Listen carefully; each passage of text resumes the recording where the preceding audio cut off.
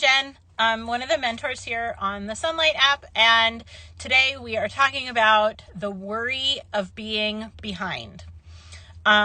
So let me just say, full disclosure, this is about my worry, and so if any of you can relate to it, then maybe you'll get something out of this. I chose homeschooling because I wanted flexibility and individualization for my kids and their education. And then I have spent every year since then worrying about whether or not we are behind. And so here is how I talk myself down off that ledge. Maybe something in here will work for you too, if you are a worrier. I have to remind myself that individual pace is the beauty part of homeschooling. This is why we homeschool, so that we can spend more time here and less time there, so that we don't have to do it the way everybody else does it.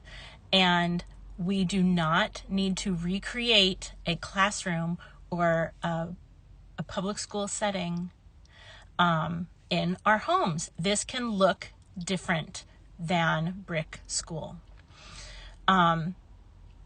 And yet, every year, I worry, are we doing the right things? Are we doing enough? Are we behind? Because, right now, just today, in fact, I'm looking at the calendar, and I'm looking at my instructor's guide, and I'm looking at the calendar, and I'm thinking, we really need to have a little bit of a faster pace if I want to hit the halfway mark before Christmas, which you don't have to. There's no right schedule to homeschool by. But in my house, because of our commitments over the summer, it is really most comfortable if we hit the halfway mark of whatever we're doing by Christmas. So that is my benchmark. Yours might be completely, totally different, and that is totally fine. But for me, I'm thinking we're kind of really close. We're getting behind. And the truth is, we're not behind anybody. We're not behind anything. We're imaginary schedule of what it's supposed to look like. And then you have and real cats in it, and life, and illness, and moving, and new babies, and whatever's in your year this year. And it doesn't look like we thought it would look like, and that's okay. I tell myself this every year. It is okay that it doesn't look like what I thought at this point, which is the tail end of October. Oh my gosh, how is November coming right up? Anyway, there's nobody to keep up with. It is okay to do it at your own pace. It is okay to do it at my own pace. Even if we only get 80% of it done in a year of what we planned, it's okay. That's still more than enough. This is still, all of the reading that we're doing, all of the math that we're doing, all of the things that we're learning make a great education. And I don't need to fix that just because it looks not exactly like I thought it would look back before we started this year. It also helps me to think about what we are achieving. What are we getting done? While I'm worrying that it doesn't look like somebody else's school or public school or some other classroom or some other family, what are we getting done? And I have to remember that my kids are enjoying what they're doing. They like to learn. They like to read. When I say, hey, can you come do this? They're like, hold on, I'm finishing this chapter. And that, I have to remember, big picture, is a good problem. So we're doing okay. Also, we're learning things that do not show up on a scope and sequence. If you have a new baby in the house or a pregnant mama in the house, your kids are probably learning patience and waiting their turn. They are probably learning that we take care of each other and that when somebody needs help, we help them. Maybe you are taking care of another family member, or you're trying to move, or you've got a ton of sports commitments going on, or somebody is deployed, or whatever. And so they're learning lessons about family. They're learning lessons about all of those character elements that aren't going to show up on anybody's scope and sequence, but there they are in your homeschool ruling the day. Oh, question. Any advice for those of us who struggle with a headstrong child? Yes, I have lots of advice for headstrong children. Again, with a headstrong child, your day, your week, your homeschool year are not necessarily going to look like you thought they were. And that is okay. With my headstrong child, giving options, but not too many options, worked really well. So like, what would you like to do first today worked better than would you like to do your math? Because you're doing your math, because I said, but I understand that you feel like you need to be in charge of things. And so would you like to do math before we read or after? Also with my headstrong child, it was about wanting to control things in their day. He's a planner. He's still a planner, even now that he's an adult.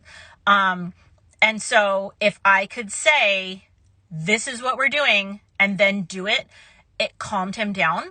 So like, where my oldest is a artistic free spirit and could care less about a plan ever, he wanted to know, when are we starting? What will be for lunch? What are we doing at 3:00? And if I could fill in some of those blanks, he felt calmer because he had a plan. So maybe your headstrong child is a little different, but if you can kind of figure out what their pain point is, what their stress is, and then address that, then you might make a little bit of headway. Help in a case of a child who does not like to read. I would find out why he doesn't like to read. Why, it doesn't even say he. I'll say he, but I don't know if it's a boy or a girl. It doesn't like to read. So what's the problem? Is it hard? Do we need easier things to read? Is it just like the sitting still? Because you can read lying upside down on the couch. You can read on the trampoline. You can read and not be limited to where you do that. Does it require a reward until we get the hang of it? Like, I'm making cookies. If you would like to read for the 12 minutes they are in the oven, you get the first one. Sometimes those kinds of food motivations worked really well on my kids. Again, find out what the pain part is for the kid. And if you can address why it's difficult, you might get a little bit farther than just insisting on you have to. For some kids, they just don't like to. So then you get to decide, is listening to an audiobook the same as reading? And maybe for your purposes right now it is, and maybe it isn't.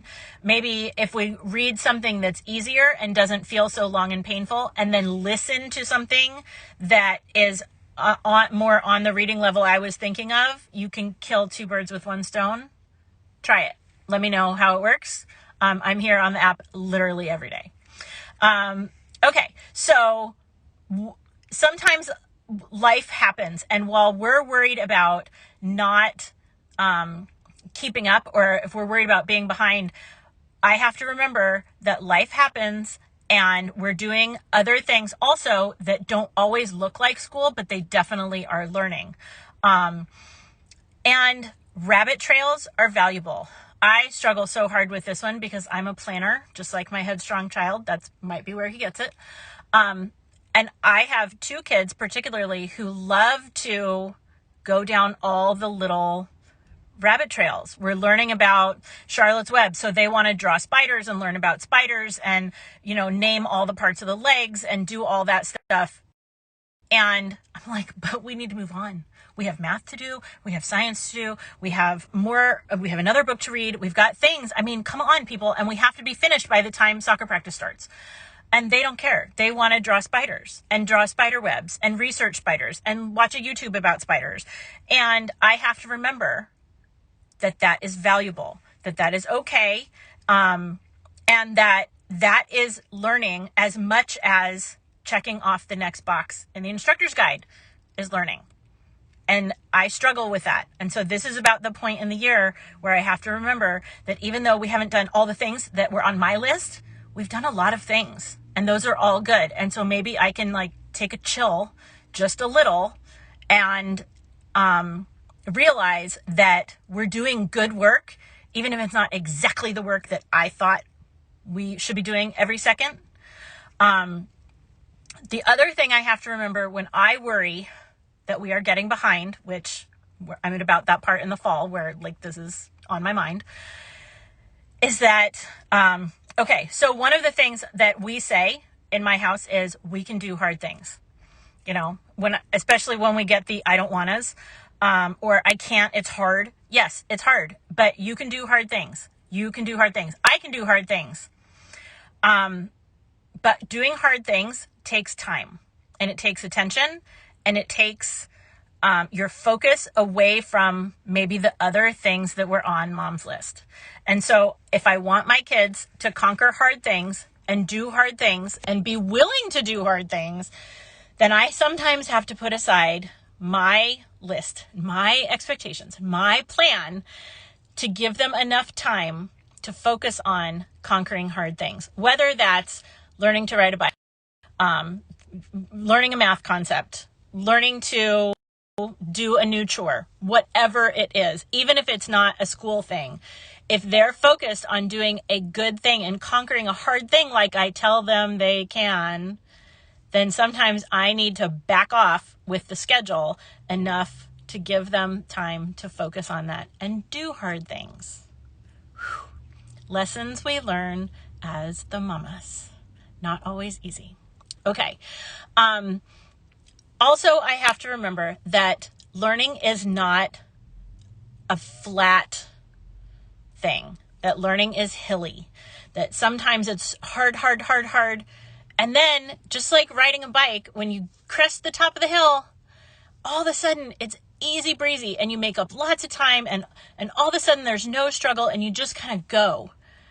And then you get to another hill and you got to like crank it out and it's hard again and it's slow again. It doesn't always go at the same speed. And that is okay because we're measuring this over a long period of time and not just every day or every week. And so, you know, I have to remember that when it looks like we're just kind of struggling through, probably the top of the hill is coming and we're about to hit an easy spot again where all the things make sense.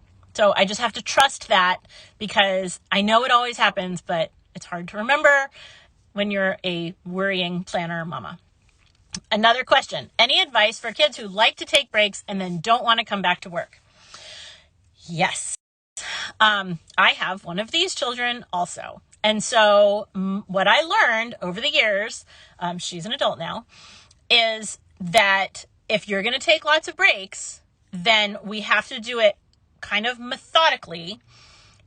And one of the methods that I use is to do the hardest thing first. She was a great reader. And so I could put off reading until the end of the day, knowing that she would definitely read. Handwriting had to get out of the way early because if we had to come back to it, we would never come back to it. She, you know, like if you struggle with getting science done, then do the science first. If you struggle with, like getting the writing done, then do the writing early in the day so that if we maybe don't come back as motivated as we thought we would, those more challenging things are done. The other advice that I have is to set a timer. Yes, you may take a break. You have 5 minutes. Go to the bathroom, get a snack, whatever you need to do, feed the cat, walk the dog, give them a reasonable amount of time to do whatever they're going to do, then set the timer. I mean, I'm so old, I used to set the timer on the oven, but I guess you could use like your phone. And when the timer goes off, it helps me not to let like an hour get away from me and call the kid back and we start again. Eventually, if taking a break doesn't work because it's hard to get you to come back, then I'm going to start to say no about breaks. And that's a real bummer, but you know, if you want to take breaks and do it your way, then you got to make that work for me too. So that's, you know, like I don't want to be a tough mama, but sometimes you have to get the work done. So anyway, that is my little therapeutic dump about worrying that we are behind and worrying that we're not keeping up with some mystical thing that doesn't even really exist. But I do this to myself every year. And so I'm trying to balance the practicality of making sure that we do get enough done, say, before Christmas, so that we are on track to finish everything we want to get done. Because, for me, making a plan is how I make the good things happen.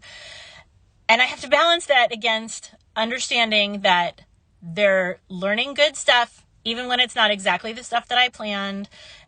And like right now, I'm struggling because my son does theater, and the show opens next week. And so he's at theater a lot more than normal. And so we're not getting extra school things done because he's getting extra theater things done. And take a breath, Mom. It's okay. Because when the show ends and all he wants to do is stay home, we will get so much extra reading done because that's passive and he'll be willing to do that. I know about this kid that, my time is coming to do that. It's just not in the next couple of weeks because theater. So talk myself off the ledge. If there is anything helpful for you in here, I am so glad. Like I said, I'm always available to discuss this. Post in the main group, post in the newbies group. You can message me in the app, or message your mentor in the app, where I think we've all been there down the worry road. So, yeah. So I think that's about all of the calendar therapy I had for today. So I hope you guys have a great weekend.